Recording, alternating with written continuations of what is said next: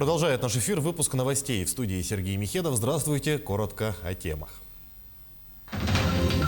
Промышленное освоение Якутии. Запущена в работу обогатительная фабрика в Тампонском районе. Разработка мобильных приложений, инженерный дизайн и многое другое. СФФУ проводит курсы для школьников по IT-технологиям. Валентин Антонов. Это имя тесно связано с историей Пушкинского драмтеатра и известно далеко за пределами республики. Народному артисту открыли памятник в Якутске.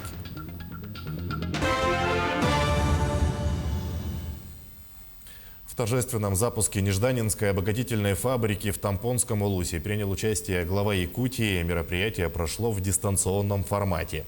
По ту сторону экрана нажатием символической кнопки запустили в работу новый объект. Замминистра России по развитию Дальнего Востока Анатолий Бобраков, гендиректор компании «Полиметалл» Виталий Несис, а также глава Тампонского района Яков Степанов.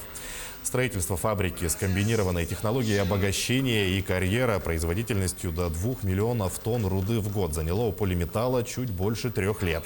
К строительству привлекли более 500 человек. Айсен Николаев во время торжественного запуска отметил, что ввод новой фабрики даст стимул развитию промышленности региона, в том числе и Тампонскому району. Он позволит, во-первых, создать почти 1000 рабочих мест. Сегодня уже 28% работающих на предприятии – это местные жители. Уверен, что эта цифра будет только расти. И, конечно, мы с руководством «Полиметалла» по этому вопросу уже продуктивно и эффективно работаем. Во-вторых, конечно же, это налоги. В общем, за период действия проекта мы ожидаем, что многие десятки миллиардов рублей поступят в бюджетную систему Российской Федерации, Республики Саха-Якутия и Тампонского района. Безусловно, уже сегодня, даже на стадии строительства, Тампонский район получил десятки миллионов помощи от компании на решение разных социальных проектов. Уверен, эта помощь будет только расти. Ну и, конечно, появление такого крупного,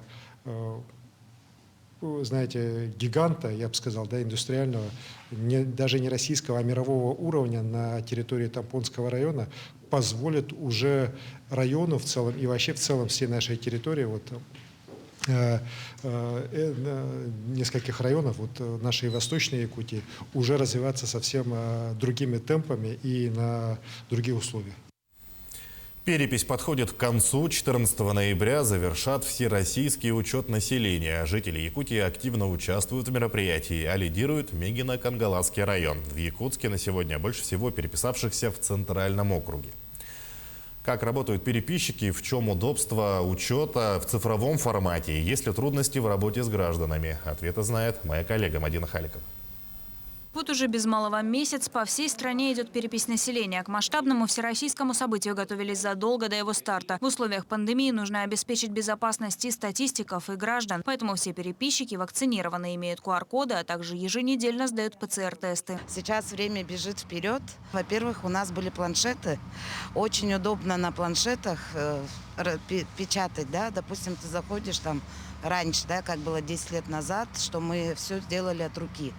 Сейчас же такие возможности, что все на планшете, это очень удобно. Без обхода домов никуда, но и жители часто приходят в стационарный пункт, если сами не могут разобраться. Удобство цифрового учета также отмечают опытные переписчики. Франческа Курчатова, например, уже в 3-й раз работает на всероссийском мероприятии. Я вначале уже работала в МГ в переписи 2000 года, потом в Якутск переехала в 2010 года. И сейчас уже я решила, что это для меня обязательно.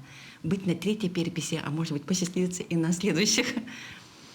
Потому что это гражданская ответственность еще, чтобы все было качественно, четко. И для чего же все-таки нужна перепись населения? И почему так важно участвовать в ней? Всероссийский учет поможет государству во всех сферах развития регионов, начиная от бюджетного планирования, заканчивая строительством социальных объектов и инфраструктуры. Для любого стратегического планирования, для любого развития республики необходима перепись, понимать, сколько у нас населения, чем оно занято, сколько у нас детей, какие школы для них нужно будет построить, садики, какие программы обучения, какими языками они владеют. Это все вопросы, на это отвечает только всероссийская перепись населения. Если старшее поколение активно идет на контакт очно, так как уже неоднократно сталкивались с процедурой, то молодежь больше предпочитает проходить опрос на госуслугах. И все-таки перепись, когда первая была, она была как-то поживее, быстрее, и народ как-то интересовался. Ну, потом немножко стал народ как-то остывать, но все равно перепись идет своим чередом нормально, хорошо. Хочется, чтобы перепись прошла очень качественно, хорошо, и мы получили бы через какое-то время по статистике результаты нашей работы. В Якутске активнее всех принимают участие в переписи жители Центрального округа. Там листы заполнили 88% граждан. В республике лидерами остаются Мегино-Кангаласский, Намский, Сунтарский, Горный и Аймиконский районы. Будет подводить сначала итоги переписи в целом по республике. Соберут все итоги переписи по 36 муниципальным районам, городским округам. Затем сводные данные всех жителей, переписанных жителей Республики Саха-Якутия будут переданы в Госкомстат Российской Федерации. И там Государственный комитет статистики Российской Федерации соберет все результаты, естественно, по 85 субъектам Российской Федерации. Это будет достаточно большая, думаю, работа. Это первая цифровая и последняя бумажная перепись. Завершится она 14 ноября, а в 2022 году статистики подведут итоги всероссийского мероприятия. Мадина Халикова, Владимир Павлов, Якутск.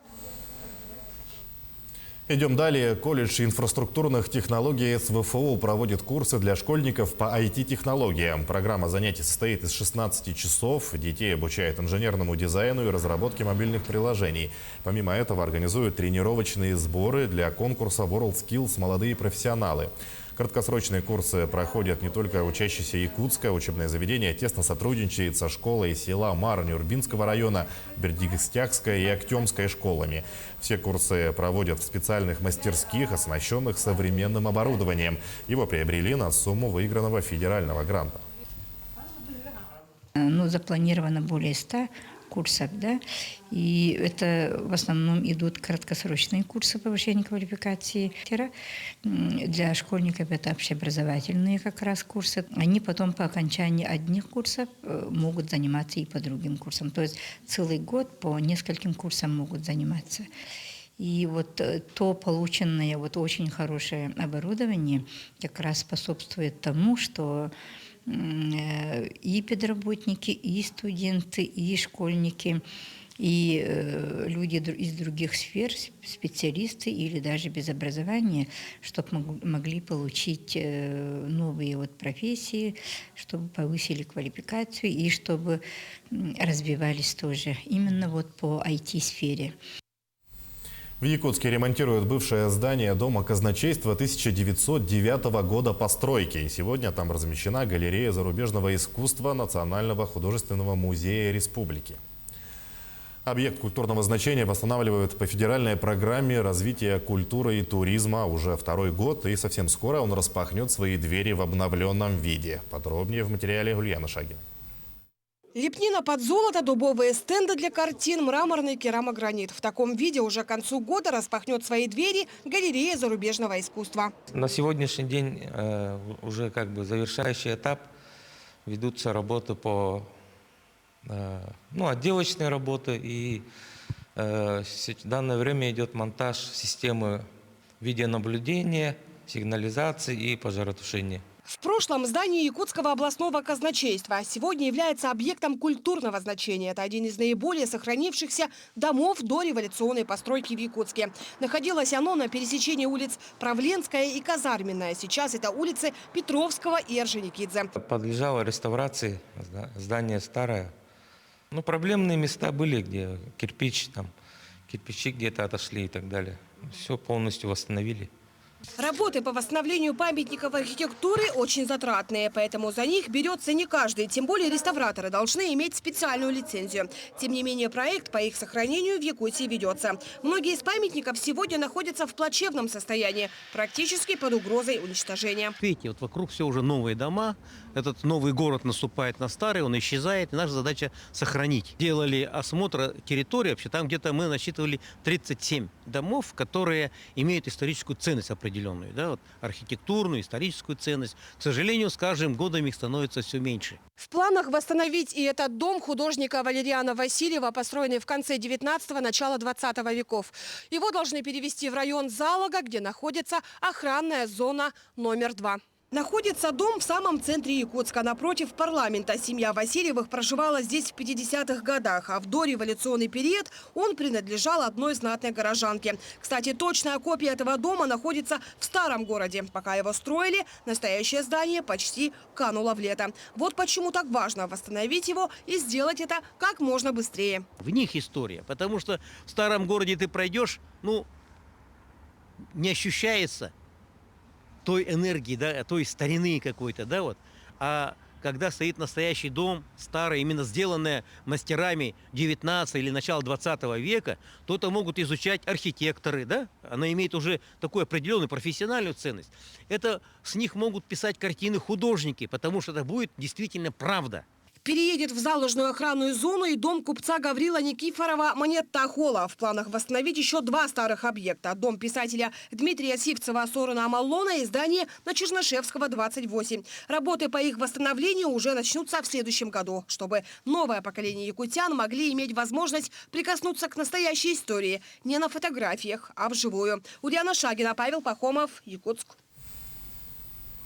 В Якутске открыли памятник Валентину Антонову, народному артисту Якутской ССР. Его имя тесно связано с историей Пушкинского драмтеатра и известно далеко за пределами республики.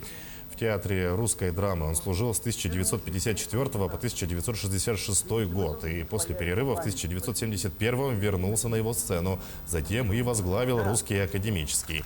Монумент Валентину Антонову установили в переулке, названном в его честь. Бронзовую скульптуру отлили по заказу в Москве. Инициаторами создания памятника выступили сами сотрудники Пушкинского театра. В планах к монументу добавить табличку с перечнем спектаклей, где играл Антонов, чтобы молодое поколение артистов знали о творчестве мастера. Мне так посчастливилось и удалось не один, а несколько спектаклей вместе с Валентином Дмитриевичем отработать. И до последних его выходов на сцену мы всегда как-то очень... Ну, это для нас мэтр, это для нас как отец. Это такое благоговение было, когда была возможность работать с ним на одной сцене. Поэтому, конечно же, это, я думаю, что своего рода наш долг был, чтобы в конечном итоге здесь, в переулке Валентина Антонова, появился памятник. К этому часу это вся информация. Мы следим за развитием событий. Увидимся чуть позже.